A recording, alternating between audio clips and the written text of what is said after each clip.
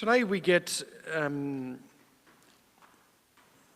a depiction perhaps of what judgment might be like. An angel coming down, holding a key, and then deciding, or the judges sitting on their thrones to then decide who's to come into heaven, who is not. Whose names are in the book of life, but then whose names are in that book of life will be judged by their deeds. Sometimes I think we have this attitude that we need to sort of balance out of, have I done enough good, have I done enough bad? Or not that we haven't done enough bad, but have I done more good than I have done bad? And I think sometimes we have this mentality, think, oh, well, God sort of puts everything at the same level and sort of, oh, well, I've done these three things that are bad and I've done these three things that are good. Well, am I, on what side am I? Am I on the good side or am I on the bad side? But I think that our good deeds are what's written down. That's what God remembers. God remembers the good that we do, the good that we respond to.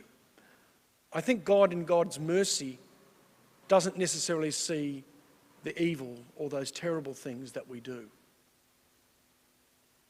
God is a God of mercy. It's what Pope Francis has spoken to us on so many times about.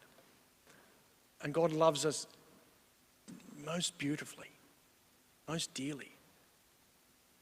And if there is good, even if there's just a smidgen of goodness in a person, on my understanding and understanding of many theologians in the life of the church is that God, and this is what Pope Francis talks about as well, is that God can work with it even if there's just a smidgen of goodness. You have one good thing and you might have 100 bad things, but there is still goodness there, and God can work with that. And that's the beauty, I think, of purgatory. To get into heaven, we need to be 100% perfect.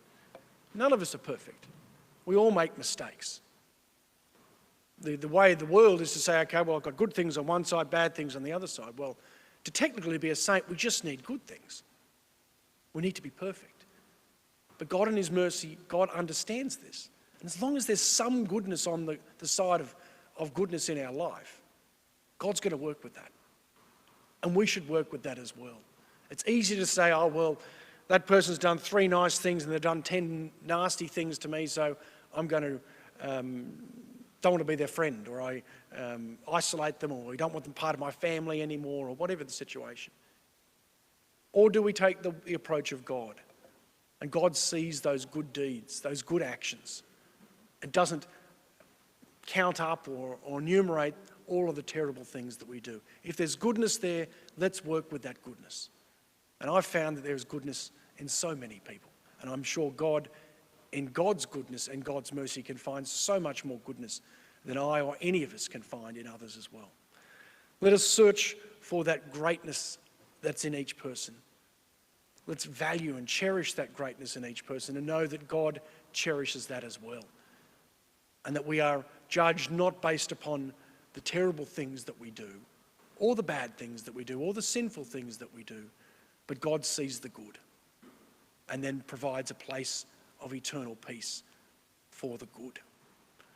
Let's be delighted, let's be joyful in the holy city, the New Jerusalem, coming down from heaven, from God, as beautiful as a bride all dressed for her husband.